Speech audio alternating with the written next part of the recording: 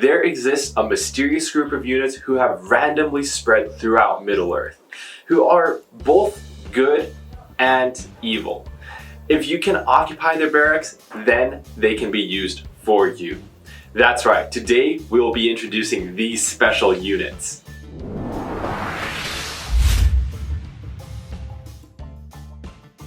Let's start with what commanders are best suited for them.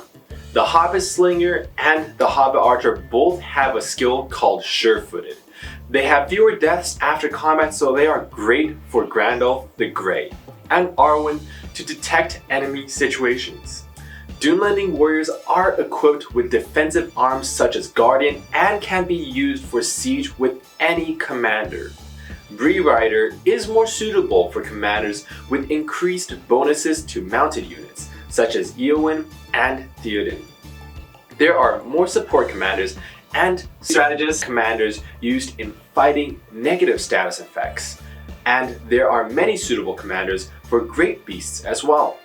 I like to match sentinels and sharpshooters together so that their great beasts are their best defense. Next, the Keepers are great for focus damage commanders like the Witch King, Sauron, and Gandalf the White. Seafarers, on the other hand, are great as long as they are commanders who can give units damage bonuses. Wraiths work well with vanguards and with commanders who keep soldiers from regaining HP, such as Sauron. Bjornings and Moonbakils are both good at tearing fortresses down, and with Dúnedain, you can counter the ranged units that kill large units and ranged units. The Oathbreakers mainly have a good bonus for focus damage, so it needs a commander with high focus damage, plus the ranged units with high damage. Even with a healed commander, they can't win. Next, the Eagles and Ents are both old friends of Gandalf the Grey, and can be paired with front row defense units and front row attack units, which makes them very effective.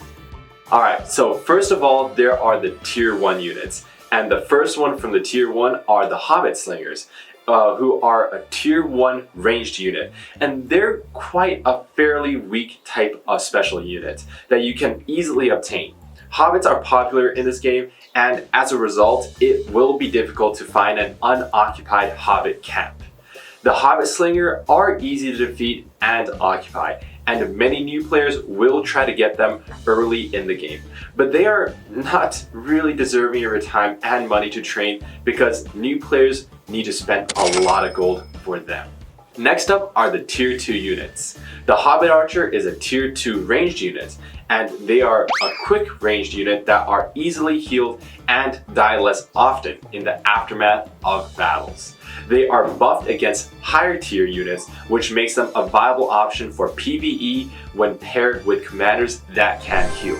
Next are the Tier 3 units. The Dunelending Warriors are a Tier 3 melee unit, and they are specifically designed for sieging and pillaging enemy structures. These units are immune to the faction protection effects, which can ignore 70% siege debuff, and they are extremely fast in comparison to other siege melee units. However, they have extremely low defense, which makes them especially vulnerable in PvP situations. The Bree Riders are a Tier 3 mounted unit that are impervious to negative status effects when their skills are at maximum. They have low damage and high HP with an average defense and speed. However, they have no damage buffs, and nor do they have other skills, such as stun and recover HP. They will most likely be a suitable replacement for cataphracts when marshals are not available. Next up, we have the Great Beasts, who are a Tier 3 melee unit that pairs well with range units by taunting and providing a damage buff for allied range units as long as they are still alive throughout the battle. These units have a great potential for PvP when paired with commanders that can heal them. Next up, we have the Keepers, who are Tier 3 Elven units with potential for dealing focus damage. Additionally, they seem to work well against enemy units with only one troop composition. This may make them a viable counter against Mimikills and Oathkeepers due to their ability to bypass defense and their pounce skill. Now, the Seafarers are a tier 3 melee unit found near the coast of Gondor. They are good at occupying crossing by gaining a 50% damage buff and can reduce damage received from commanders. This means they are especially good against commanders such as Lurtz and Gimli, who both have the skill to increase commander damage. Next up are the Wraiths, who are a tier 3 undead melee unit that can reduce enemy defense by up to 50% on hit.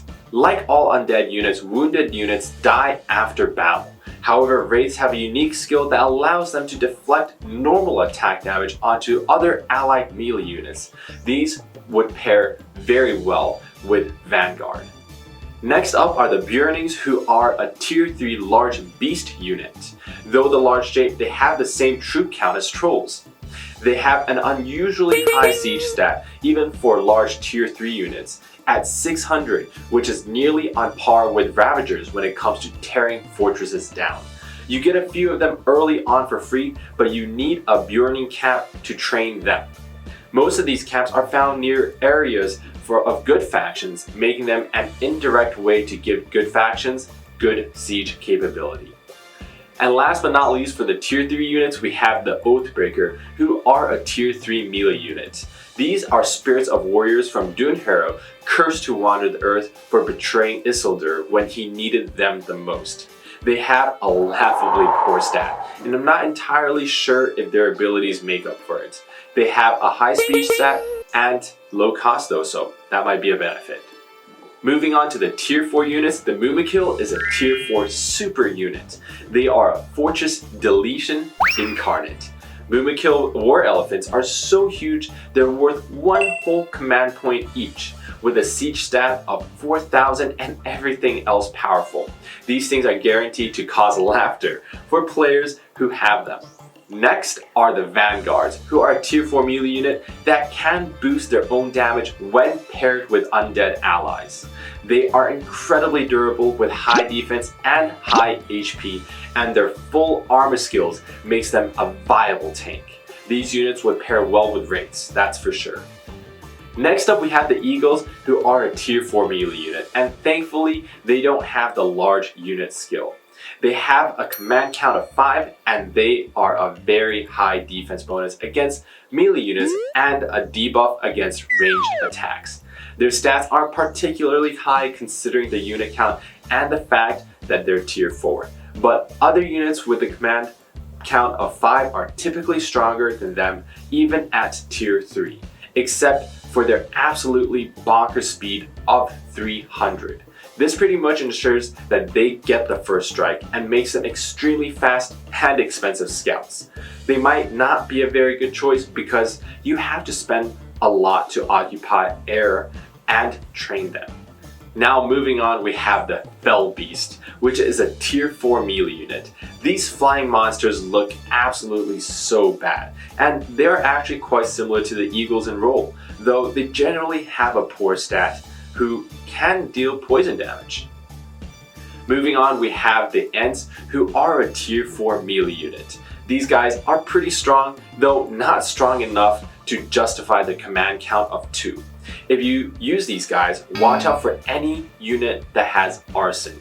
Trees hate fire, and Sapper and Alchemist all can deal fire damage. Now that's it for today's video. I hope you enjoyed watching, and we'll see you next time.